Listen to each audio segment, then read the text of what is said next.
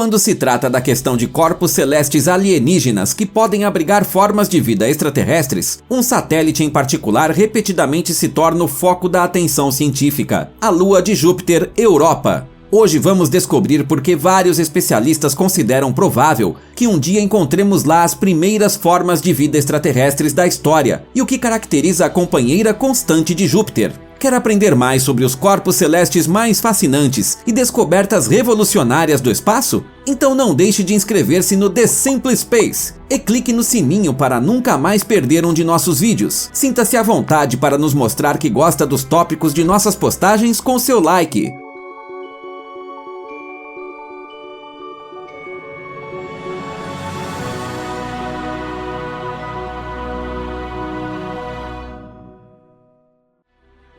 Dimensões e formas de Europa.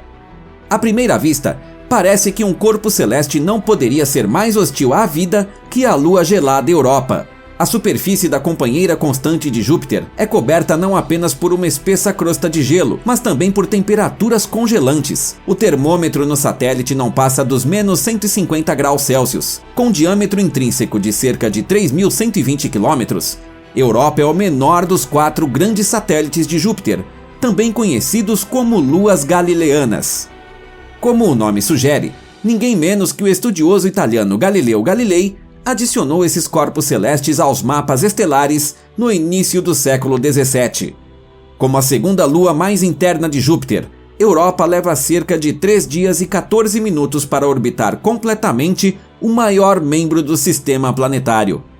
Assim como as outras luas internas de Júpiter, Europa sempre mostra um e o mesmo lado ao seu ponto fixo galáctico. No total, o exterior gelado da Lua cobre uma área de mais de 30,5 milhões de quilômetros quadrados, aproximadamente o tamanho do continente africano. A natureza do satélite faz de Europa uma das luas mais brilhantes de todo o sistema solar. O albedo do corpo celeste, que é a medida de sua refletividade, é de 0,64. Em outras palavras, 64% de toda a radiação solar incidente é refletida por Europa. Embora a lua da Terra nos pareça em noites estreladas como um disco brilhante no firmamento, seu albedo, em comparação, é apenas 0,12. A superfície gelada da lua de Júpiter não é a única característica que nos chama a atenção no satélite. Por um lado, temos as colorações cintilantes avermelhadas em grande escala na superfície externa da lua. Isso é o resultado de minerais depositados, mas também os inúmeros sulcos que decoram a superfície de Europa pertencem, sem dúvida, às características ópticas mais notáveis do corpo celeste. Na verdade, porém, as depressões no solo têm relativamente pouca profundidade. A superfície do satélite é conhecida por ser excepcionalmente plana.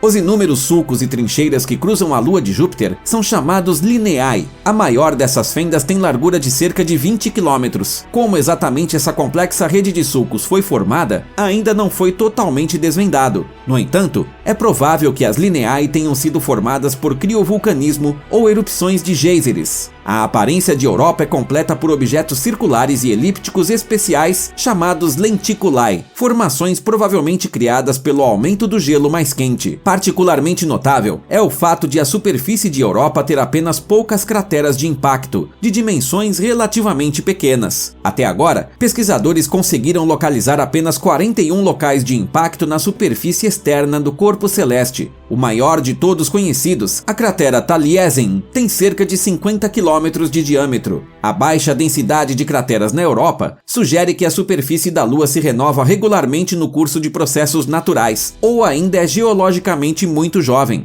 Isso sugere que a superfície do satélite provavelmente não tem mais de 90 milhões de anos. Oceano subterrâneo. Uma olhada na estrutura interna da Lua nos leva a uma visão revolucionária, que coloca o satélite repetidas vezes no centro do interesse científico. Especialistas estão certos de que sob a crosta externa gelada do corpo celeste existe um oceano líquido de dimensões inimagináveis. No entanto, a relação exata entre a camada externa de gelo e a água por baixo não é conhecida. Enquanto alguns pesquisadores estimam a profundidade do oceano subglacial em apenas 1 a 3 km, outros suspeitam que o mar subterrâneo pode ter até 100 km de profundidade. Embora a Lua de Júpiter seja bem menor que nosso planeta azul, isso significa que haveria teria 2 vezes mais água líquida do que na Terra. Sabe-se que a existência de água em estado permanentemente líquido é um elemento chave para o surgimento da vida. Ela dissolve nutrientes para os organismos presentes, transporta compostos químicos importantes e também permite que as células vivas se livrem de resíduos. Muitos especialistas acreditam que o fundo do oceano subglacial em Europa tenha uma textura rochosa. As constantes interações entre o oceano subterrâneo e as rochas podem liberar nutrientes necessários para a sobrevivência de certos organismos. A evidência mais convincente de que existe um oceano líquido sob a crosta de gelo de Europa vem da espaçonave Galileu da NASA. A nave não tripulada que explorou Júpiter e seus satélites entre 1995 e 2003 fez 12 sobrevoos da Lua gelada. Durante a investigação, o magnetrônomo da sonda revelou que o corpo celeste tem um fraco campo magnético. Os dados coletados por Galileu sugeriram que deve haver um fluido eletricamente condutor sob a superfície da Lua, como um mar de água salgada. Também o arranjo incomum de lineae, que encontramos na verdade em locais diferentes do que os cientistas esperavam, poderia ser causado pelo oceano subglacial de água salgada.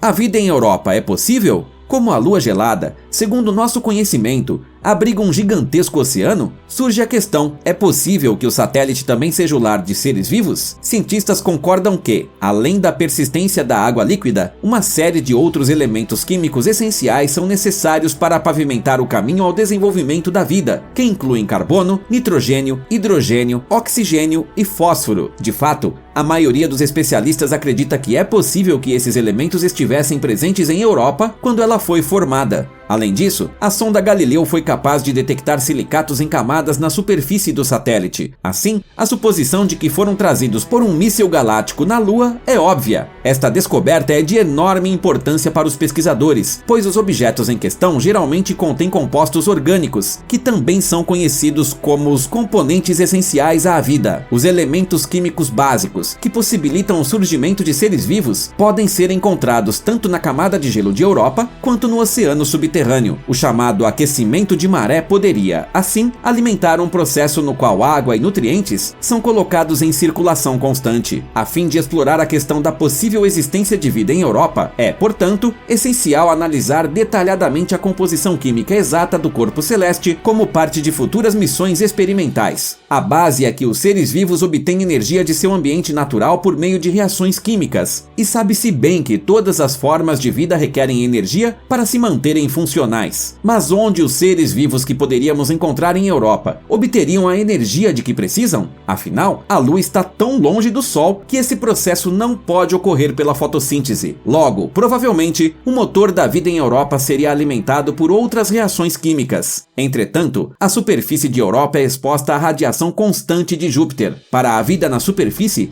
isso significa um fator extremamente limitante. No entanto, as coisas podem ser diferentes na área do oceano subterrâneo. Devido às constelações espaciais, a radiação de Júpiter não é capaz de penetrar no oceano subglacial de água salgada. Basicamente, a radiação incidente divide as moléculas de água na atmosfera de Europa. Se o oxigênio deixado para trás nesse processo conseguir atingir o oceano abaixo da crosta de gelo, poderá fornecer uma fonte de energia química para os micro-organismos vivos lá. Se houver formações no fundo deste oceano similares às fontes hidrotermais no fundo do mar profundo da Terra, vários nutrientes químicos também poderiam ser liberados lá, o que tornaria possível o surgimento da vida. De fato, muitas teorias são baseadas no fato de que as primeiras criaturas vivas na Terra se desenvolveram nas chamadas fumarolas negras. Embora todas essas suposições sobre a possível existência de formas de vida em Europa pintem um quadro muito promissor, existem algumas indicações de que a Lua gelada pode de fato ser muito mais hostil à vida do que especialistas esperam. Já foram descobertas áreas na superfície de Europa que estavam cobertas com ácido sulfúrico concentrado e peróxido de hidrogênio. Alguns pesquisadores acreditam que essas substâncias corrosivas têm origem direta no oceano subglacial. Assim, o oceano em questão poderia ter sido sujeito a vulcanismo elevado, o que poderia explicar, por exemplo, a presença do enxofre. Somente futuras missões poderão fornecer resposta definitiva à questão das formas de vida vida extraterrestres na Lua de Júpiter. Em apenas alguns anos, a ESA gostaria de enviar a sonda JUICE aos domínios das luas galileanas, principalmente para investigar os supostos oceanos sob as superfícies. Este projeto será seguido um dia por uma outra missão, que tem como objetivo a investigação direta do mar subglacial. Um tipo de cryobot espacial irá derreter seu caminho pela grossa crosta de gelo do corpo celeste e então baixar uma espécie de submarino no oceano de Europa. Agora é com você. O que você acha da fascinante lua gelada Europa? Basta nos dizer nos comentários. Obrigado pela audiência, cuide-se e até a próxima!